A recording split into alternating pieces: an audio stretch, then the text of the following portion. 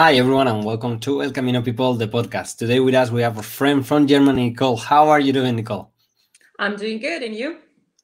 Great. I'm like, no complaints. Beautiful day. I've been running a lot in the Camino. I'm the lucky one that lives right in the Camino, so no complaints so far. How about you?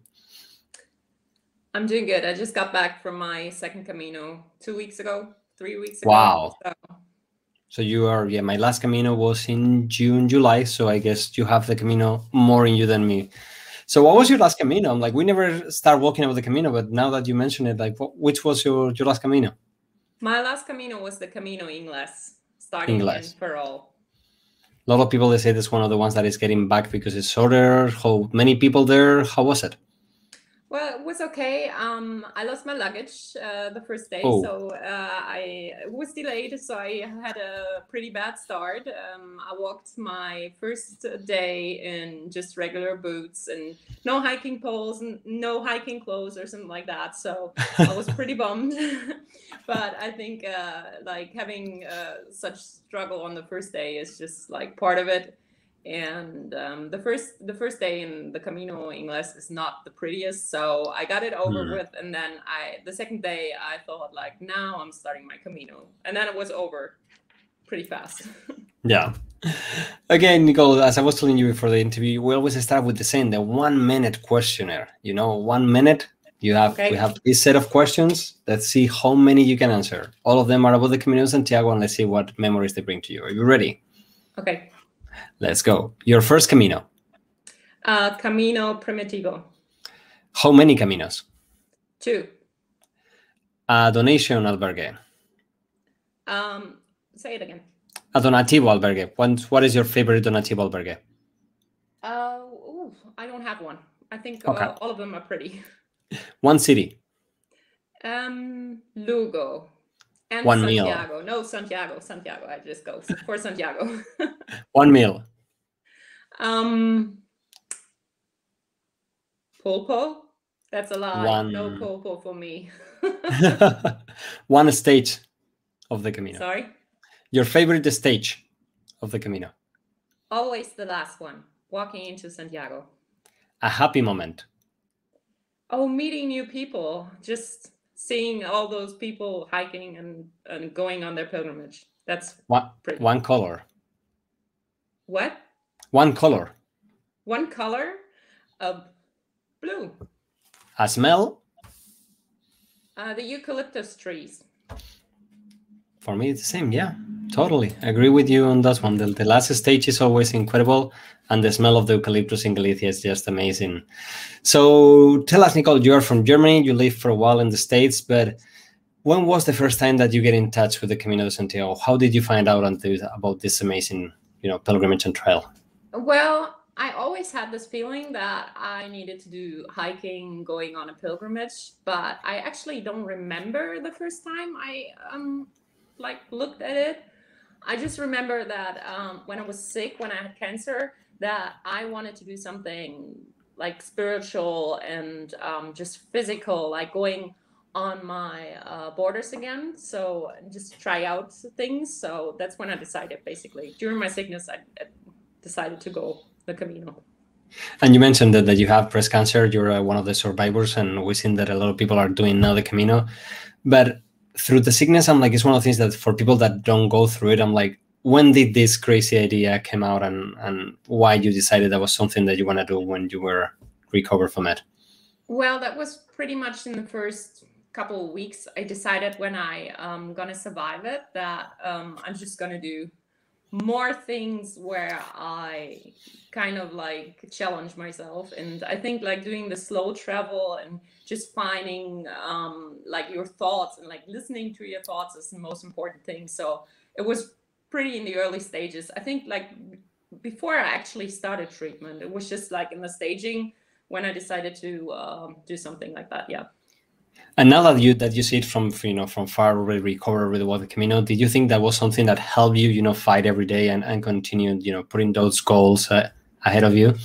Oh, sure. I think just on the Camino, it's like every day is like you suffer every day with your pain, like your legs are hurting, your feet are hurting, and but you like don't do anything else, and you kind of like focus on yourself, like on your body and on your health, on your mental health. And I think like when I come back from the Camino, I'm really relaxed, and I think like, okay, I just focus like 2 weeks on me, or like 1 week, and I just like think that prepares you a lot for your work time. So. And which Camino? When did when you think of the Camino, which one did you decide that you were going to walk? The next one.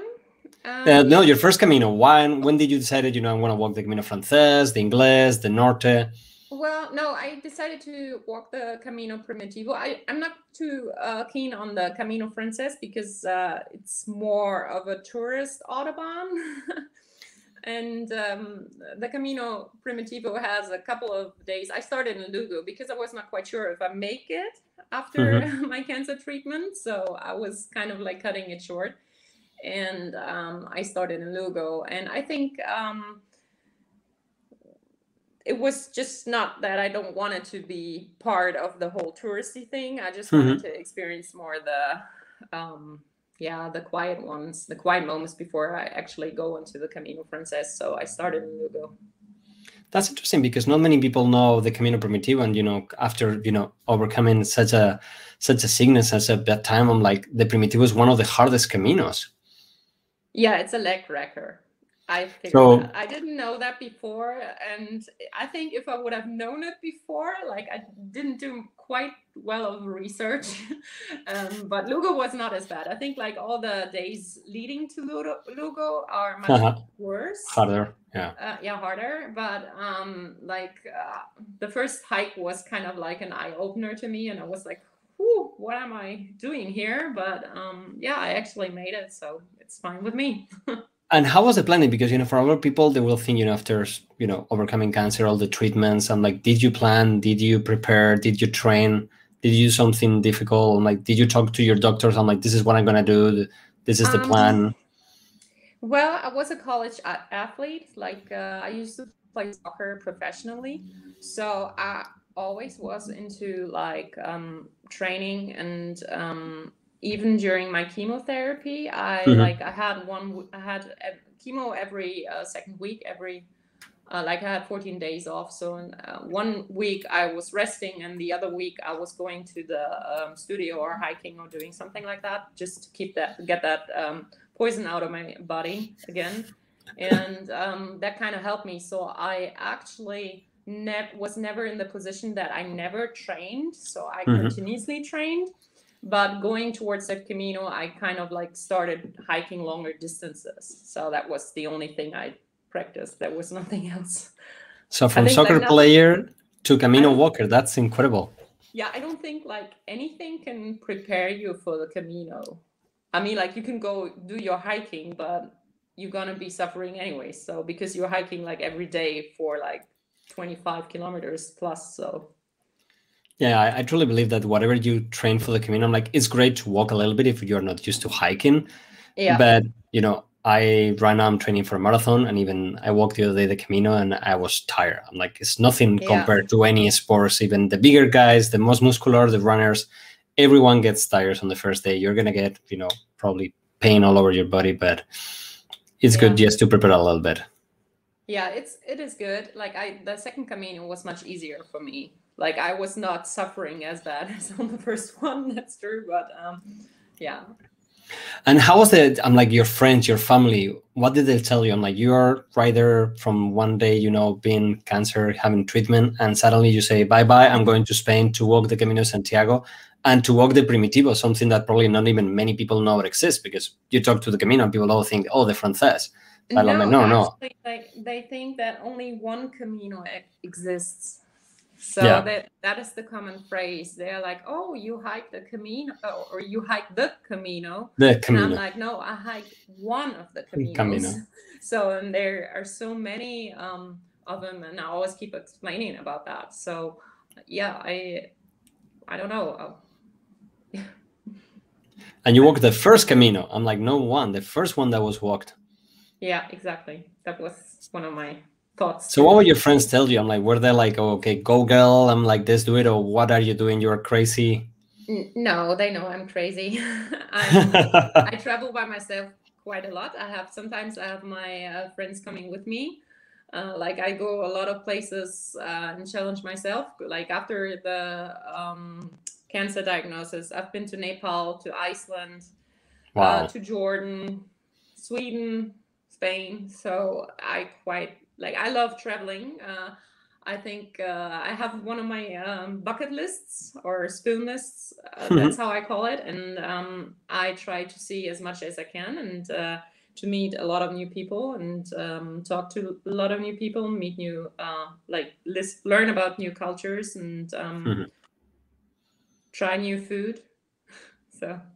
Yeah, and that is all part of the Camino. So how was suddenly, did you did a lot of research over the Camino? Did you know what you were expecting? Did you plan ahead, or did you decide, I'm like, no, I'm going to go to Lugo, start walking, whatever happens, happens?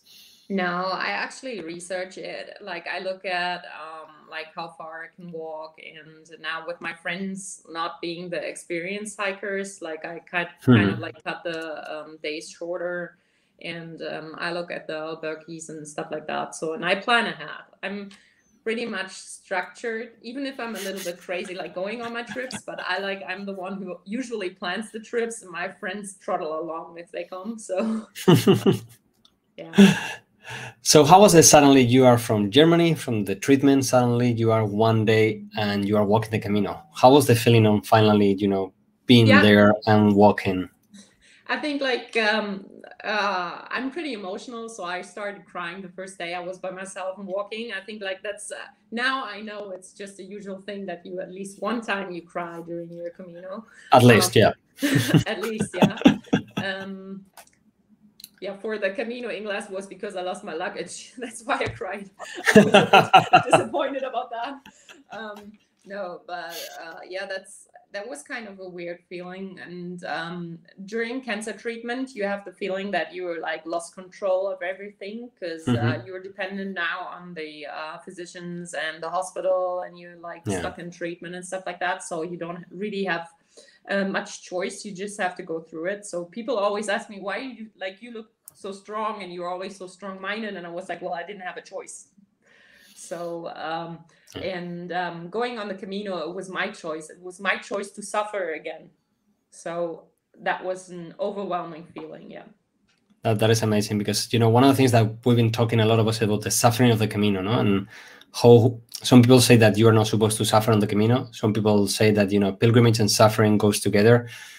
I think there is an in-between point, but I like the way you say, this is the suffering that I choose. I love that. I'm exactly. Like, it's because in the Camino, when you're suffering, I'm like, you are the one that choose to suffer or not, with the disease, with whatever happens, you have no control. But in the Camino, you are the one that choose to go there. So exactly. So that gave me kind of like the power over myself again. And I thought like it was a good feeling. So I started crying. That was the first day. Yeah. And how was the first day? I'm like, you start walking, suddenly here you are in Spain. Do you speak any Spanish at all? Were you? Yeah, I have like on the Camino Ingles, I had a really nice experience, and then that was my opener. I understand Spanish a little, and I had Spanish in school, in college, and everything. I can speak the basics, so I can order food, I can have small talk and everything. But I met a group of Spanish people who I choose to hang out with, and they didn't speak English, so I was kind of stuck between my Google Translator and my few words of Spanish. And I remember we were at this restaurant, and I tried to order food, and they were like, no. And they ordered like all this kind of like food, and I just like was totally helpless. And I asked the waiter, I was like, so am I all right? What did they order? Because he spoke English, and obviously we were like there, and I didn't speak Spanish. But it was the most beautiful night. It was the coolest night on the Camino Ingles, because we had so much fun talking with hands and feet and our cell phones. And I think that's the Camino is about, stuff like that. So totally agree. I think, I seen people on the Camino with one speaking German, the other one speaking Chinese, older. I'm like, they communicate, and I don't know how they became best friends. That's, the Camino. It's about the people and the experience that you have with all of them. Yeah. So how was when we go on the Camino, sometimes we, that people that walk with you became your family, and usually you open and everybody asks, why are you in the Camino? What was your answer when the people ask you, like, why are you here in the Camino? Well, the first one was actually about that control thing. That was like me trying to figure out how much my body can actually do again, and how am I doing mentally. That was my first Camino. The second Camino was all about enjoying the Camino. And how do people react when you share your story? I'm like, soccer, I just suffered cancer, and here I am in the Camino. Yeah, they on the first Camino, I met some American teachers. I met them the first day, and on the last day of the Camino, and they told me that they were thinking about me and my story, and I never thought that, or I usually never think that it's big of a deal, because there are a lot of survivors out there, and there are a lot of women even younger than me who lost both of their breasts and stuff like that. But I didn't. Like, I came out okay. I mean, like, I have certain health issues because of the treatment, that's for sure. But I think there are people who suffered much more than I did, because I went in there pretty healthy. Like, and so I don't think it's a big deal. But when I tell the story, people are like, oh my gosh, and that's so big of a deal. And I'm like, oh, yeah, I know. And I never had the thing is, I never had a problem about my illness or talking about my illness, which helped me. And when I didn't have any hair, I even went into town, and I didn't wear a wig or anything else. And my dad was kind of concerned of it. He was asking me, he was like, don't you want to wear a hat or something like that? And I was like, well, everybody knows I have cancer, so I'm not going to hide.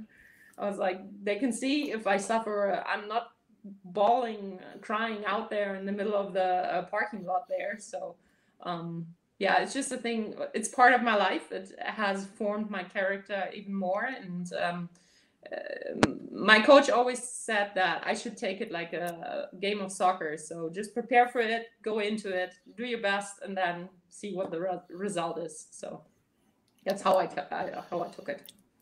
That's amazing, because a lot of people, when I interview, I ask all kind of stories, and other people, I'm like, why do I have to share my story? I'm like, we all believe that our stories are smaller because we know people that have much worse. But I always say, I'm like, if your story can motivate and can help anyone that is there and can see it in you, and we are now close to 100 interviews, and I get so many messages of people that get excited or discover the Camino, they get empowered to go the Camino thanks to this interview, that I think that that's the most amazing. When I see people, like you, that have suffered much more than many others, and they are there fighting every day with a smile, and as like you say, this is me, this is part of me. So why hide it? Why? So it's amazing. So, and I think, like, I can recommend just going the Camino, because it's like you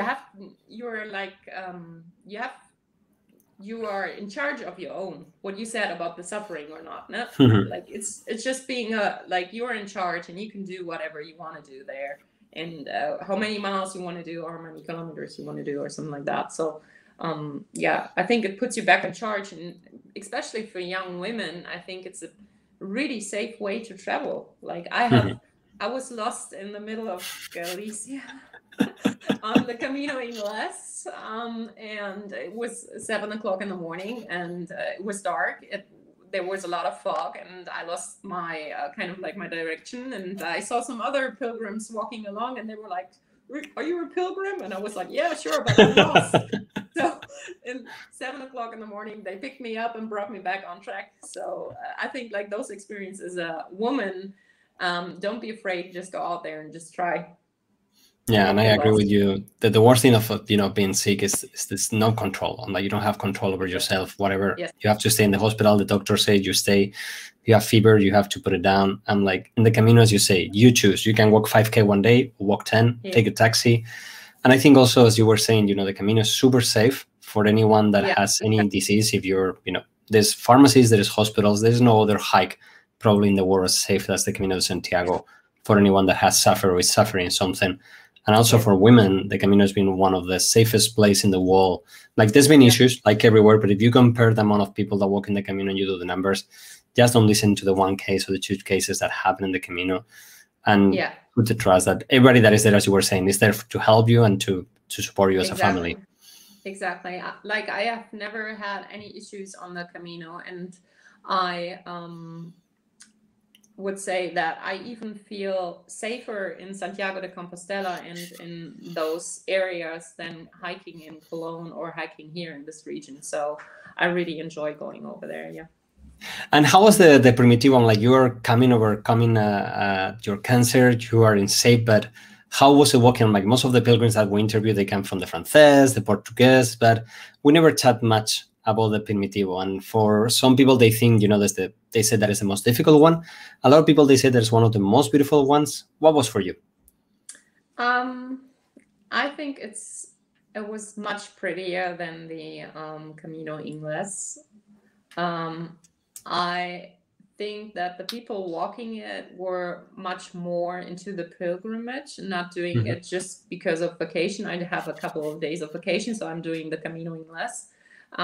And I even met people who started in Holland and the Netherlands and walked all the way through, like through the Camino Primitivo. And I remember I stayed at one hotel or something like that, or a work here, I don't remember. And I had to translate with my little Spanish. I had to translate for some other Germans, and the host of the he just gave me like food for the day, because there were not many cafes or anything. So I think like the Camino spirit is much denser on the Camino Primitivo than it is on the Camino Ingles. The Camino Ingles is more like of a vacation kind of pilgrimage, I would say. And how was it? Was what you experienced, you know, what you expected from everyone saying? It was as hard as people said, or it was something, you know, affordable for anyone that's kind of... The first 2 days were horrible. I hated it, and I loved it at the same time.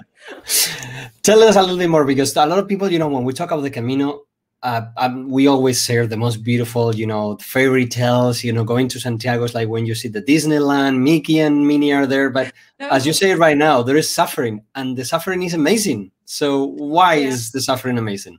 Well, I'm not big of a mountain hiker, and I hate hills in any direction, up or down. I'm more like, if it's flat, I'm fine.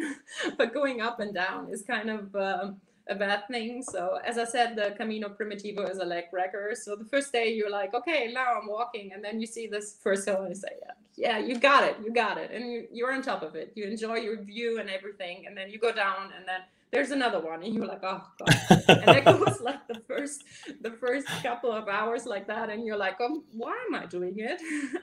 But once you get to your night stay, you're like, okay, that's totally worth it. Yeah, I always say that the beer at the end of the day tastes much better when you walk and when you suffer. Yeah, Tinto de Verano, perfect. And how was the arriving into Santiago for everyone, you know, but in your case, it had a more deeper meaning, more, you know, something that you check out of your spoon list. How was the arrival into Santiago? I think I was suffering a lot the first time. So the second time going into was much better. Really? The first time I was just happy that I got there.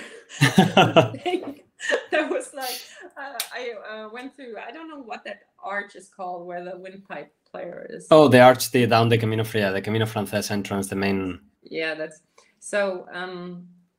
I remember going down there, and I was really happy that I made it. So I patted on my back, and I was like, well, good job, well done. But that was it. I was sitting down, and I was just stripped. So there was nothing. So you didn't continue to Muxía officer. I was like done. No, I was done. I was totally done. So this time I kind of like enjoyed it much more. Like I took pictures. I talked to my fellow pilgrims, and even on the second day, I would usually take a day longer in Santiago de Compostela because I want to take it all in. And I was sitting there just watching other people arrive and stuff like that, and just having this kind of feeling that you accomplished something and you're part of this big group, like, because everybody went through the same suffering and same joy and everything on the Camino. It's just like an amazing experience. And I took a lot of pictures, and all my friends and family say that the pictures capture it pretty well. So I kind of motivated a lot of people to do the Camino in my community as well. But I think they're not comparing to if you sit on the plaza and just look there and take it all in. Yeah, the whole plaza, I always tell everyone, when you finish your Camino, stay one day in Santiago, go early to the plaza, sit down in one of those columns and watch people arrive. Just watching their faces. I was in Santiago, I wasn't walking this time, but I went to the plaza early in the morning, sit down there, and that's the joy of seeing those faces changing, and it's unbelievable. Exactly. Yeah, I the second Camino, I sat there for hours on the second day. I got my Compostela, and I was like, okay, well, that's a nice thing. I'm like not big into it, but just sitting on the plaza was just amazing. Yeah. Mm-hmm. So how was now that you're into 2 Caminos, what was the difference between your first and your second Camino? The first one, well, it's kind of like, as I said, I was a little bit disappointed that the Camino Ingles is more like the vacation Camino and not the spiritual one. I think like this time was much more spiritual for me. I attended the international, worship service. Oh, the mass, yeah. The mass, yeah, on the first Camino. Now I attended a German-speaking mass. The little one in the little chapel. Exactly, and there were people from my area. We had a big flooding a couple of months ago, and there were people out of my area. We went together. I met them in Bestanzos. Yeah. So yeah, exactly. So on doing the mass with them together was much more emotional and spiritual. And I think like the whole way, even it was my vacation Camino, was much more spiritual and looking for things out there and having thoughts and just answering questions for yourself. So. And that's the thing. A lot of people, they will think, once you do the Camino, that's it, check. That there's no deepness, that once you do your one Camino, then the next one is more like a hiking. No. But I love that you were saying that every Camino you go deeper in something different, and you just go with something else in your mind.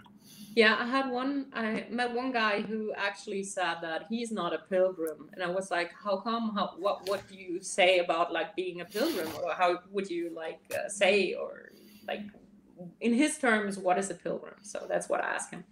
And he was like, well, a pilgrim is something spiritual, like looking for God and everything. And I was like, well, that's not quite it, I think. And he told me about his life and like all the things he's looking for and looking for answers and stuff like that. And I was like, well, you're like the pilgrim in person, because you're looking for something, you're trying to find answers. And it's not usually like, it's not all about God, like most of it is, because at the end it leads to it. But I think like going there, finding yourself and stuff like that is part of the experience too. And that is a pilgrim. That's a pilgrim's life. I truly, that's one of the biggest fights right now in every Facebook group and every forum. Like, what is a pilgrim? And I always have the same answer. I'm like, if you're on the Camino and you are doing more than 100K, you are already a pilgrim because you are searching. Even if you don't know it, if you're on a more than 10-day hike. And for the ones that they do the last 100K, a lot of people, they're like the peregrinos, but I call them the future pilgrims, because at the end, how many of those, they arrive to Santiago and they say, I want to try the other way. And I interview one of the guys that used to have an albergue, and he said, I went to the Camino as a tourist and I came out as a pilgrim. So yeah, that was my first one. Yeah, no, and I will go like that. I will go like that. I'm like, I don't think there's any other way. So, but that will be a great question to put one day. We'll have one day and post on Instagram and say, what is a pilgrim for everyone? Yeah, but I think that's a good question. But I think that's the question. If you just ask yourself that question, then you're a pilgrim. There's no answer, because there's as many answers as people. I don't think that we can put into words what is a pilgrim. No, but it would be interesting to see what people think about being a pilgrim and being highly religious. Like I work for a Protestant church company, and so there's always something has always accompanied me. Yeah. So, and, but I like before that, maybe I would not say I would be a pilgrim, but even the second one was much more spiritual for me. So I and if we take the word pilgrim, not many people know, but the pilgrim comes from peregrino. And peregrino is only the one that walks to Santiago. Yeah. If you go to Rome, you are not a peregrino. You're a Romero. Yeah. And if you go to Jerusalem, You are not a peregrino, you are not a romero, you are a palmero. Yeah, I read about that so nowadays. really the only pilgrims in the wall are the ones that go to Santiago. How that switch it into the general wall pilgrim in English, you know, and in German, I think it's very similar, no? I have one girl, she hikes a lot in my my friend group, and I told her, I was like, just do a Camino and enjoy the company and enjoy the spirit of the Camino. And she was like, no, I'm not that religious. And I was like, well, it's not about the religion part, just do one. I mean, like, you're gonna feel it, and after you've done one, you can say like, okay, this is a thing for me, or it's not. But don't say like it's just like for the people who are highly religious. That's not true. Yeah, and I think the Camino nowadays is more than ever needed for everyone, and that could take us, you know, and step into you're a professional psychologist and you work with people with disabilities. But you know, coming from your background, one of the things that we are seeing right now, there's a lot of people go for the Camino searching, but a lot of people go to the Camino that have suffered. You know, it can be suffering from experience in life, it can be suffering from an illness. What do you think, you know, and you know your own process, but what do you think, you know, as a professional, what the Camino has that allows, you know, or motivates all these people to come and walk to Santiago? Well, I think it's like the freedom part, especially Spanish people. I remember times when people couldn't get out of their apartment and just go out for shopping or doctor's appointments or something like that. And they were locked in. And here in Germany, we had that too. Like, we're like not on lockdown, but we had so many restrictions, and I think people needed or in desperate need of freedom. And going on the Camino, which provides a safe environment to test your freedom again, or to feel that freedom, because not everybody goes on the Kungsleden, for example, which is a nice hike as well, and goes there on like in a tent or something like that. And I think like the whole experience being in that safe environment, even for young people now, and experiencing the freedom type kind of helps to reduce that stress level and to reduce the trauma people experience and gotten their rights taken away. So.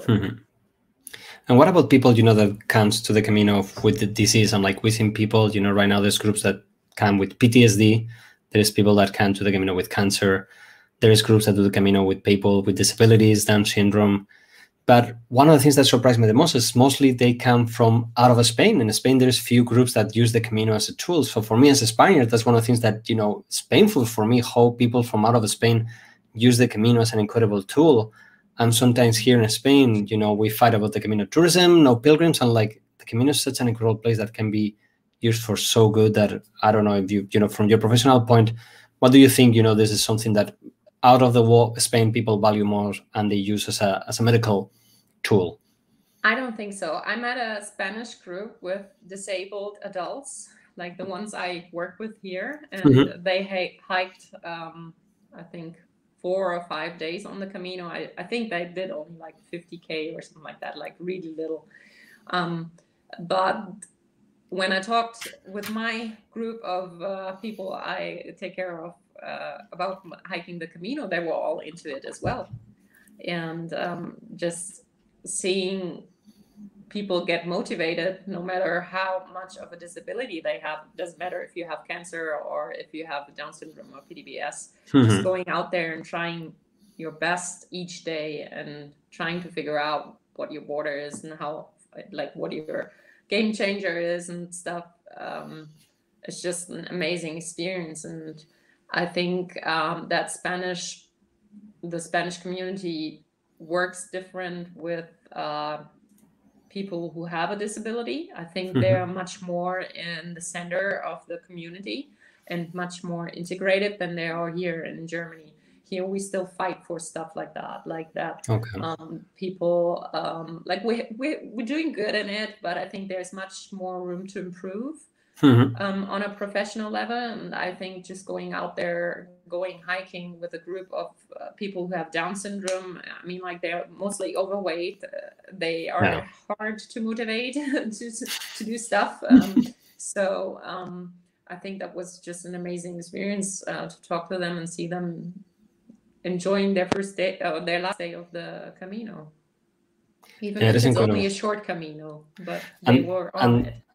And that's the thing, you know, even if you are 1 day or 2 days in the Camino, and a lot of people they don't know, but there's even albergues that they're run by non-profits here for people with disabilities and stuff. But what do you think are the key points that why the Camino offers such a great place for these people? Because everybody's looking out for each other. And it doesn't matter if you are a doctor or a psychologist or one who cuts trees or doesn't have a job, for example, and you have just one goal and you go there and that's it. So everybody's the same on the Camino. Once you start the Camino, it doesn't matter how much money you have. Yeah, it is incredible. Everybody's, you know, doesn't matter the age, the sex, whatever. It's just you are a pilgrim. Yeah, I hope that Carmel and Roger listen to it now. Those are the ones who started in Le Puy 6 years ago, and they're 78 years old. Wow. Hopefully she's not going to kill me now. And Sansos, and they are the most lovely people. They come from Ireland, and I so enjoyed staying with them. Like I waited for them on my second day of the Camino because they were 1 day later than me. They arrived 1 day later, and we spent some couple of hours together, and it was just one big family. And it doesn't matter if that they're 30 years older than me or 40 years older than me. I had so much respect them walking the Camino and just doing section hiking, but they were one perfect couple. And that's incredible. You know, one of the things also many times when we see people in the Camino with disabilities or that had disease, like so many people, sometimes they are afraid of asking or, you know, for help or ask, how can I help you or whatever. Like for you coming from your own perspective, you know, as you suffering cancer and also working with people with disabilities, how can someone approach, you know, if you're on the Camino and you see someone with a disability or you see someone that's struggling or someone that shares a story like yours, how can one approach it, you know, being respectful or what is the key? Well, I think you see me walking and I usually look lost. People always approach me and talk to me. I think like usually I know where I'm going, but maybe I look like I don't. So I talk to everybody the same way. I talk to everybody. It doesn't matter to me if somebody has a disability or has an illness or something like that. I always approach them respectfully, and I have never had anybody like when people ask me about like why I do the Camino and I tell them stuff like that, and I've never felt that I was questioned and just for the sake of it. They were honestly interested in what I was telling, and I was so curious about their stories because like that's the whole part of traveling or being a pilgrim is just like listening to all those stories on the Camino, and there are quite a few, and there are quite a few of dramas. And usually I never say that I'm a psychologist, but sometimes it's just like I say that and I'm like, yeah, well, so. But you meet quite a few of social workers and psychologists on the Camino.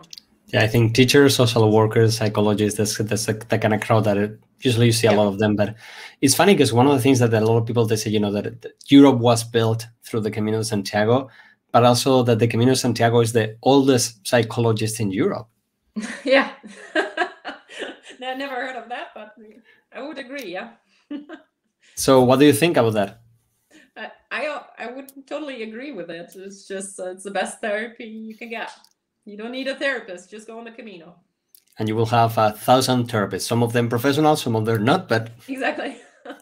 Yeah, exactly. So you walked the Camino Primitivo, then you walked the Inglés. Are you planning any future Caminos? Of course I do. In March, I'm going to do the Camino Portuguese, and I will be joined by one of my friends here from Cologne and another friend who I went to college with, and she's coming over from the States. She just survived her brain bleed. She's the same age like I am, and we said that we're going to do the Camino together. I'm going to help her, and she is doing the same Camino, like the same for the same reasons I did my first Camino. She's doing it now with me, and I'm really excited about it. So we're going to start in Porto and doing the coastal one, and I'm really happy to be planning it right now. And when are you going to walk it? In March, end of March next year. Okay, beautiful time. Still chilly probably in Portugal, but yeah, I'm not much of a heat walker. I figured okay. So tell us, one of the things I always ask for people is something to, to tell someone else. But in your case, what would you tell, to all those women that are listening to us? And we have a couple, in Instagram that we share the story of women with breast cancer that went to the Camino. What would you tell to all the ones that are listening to us, to motivate them to go ahead and, as you were saying, take control and go walk the Camino? Yeah, exactly. Take like, if you have the feeling that you lost control or something like that, set your goals and just go and walk and do whatever. Like, don't listen to people who say like, you can do that, you can't do that on your own. And especially for single women, like, people always say like, oh, you should not travel by yourself. Just go out there and travel. You are like 365 days alone by yourself, so you can walk the Camino. There's no worries. There are a lot of nice guys there. There are a lot of nice other people there. So you're going to have a lot of fun, a lot of good conversations, and you're just going to build up your self-esteem, and you feel that you have power over yourself again. And you make the decision and you follow through it. And you're going to enjoy when you sit on the plaza and just look at people arriving with the same feelings. Yeah, and then you will become one of the ones with the Camino fever, and you will walk one Camino after another Camino. Yeah, exactly. I try to come from the northern part, from the eastern part, from the south part, and then I'm going to do the Finisterre one. So I'm trying each direction. And now I finished my second one. I know it's not going to end there. No, it's not. Nope. And one of the things that I always ask the people, I always say that when you start the Camino, you are one kind of person. And I was going to ask you, how was the Nicole that started, from Germany to the Nicole that finished the last Camino? What changed? What changed me? Or in you. No, what changed in you? What's changing me? I don't know. I feel accomplished again. I feel like whole again.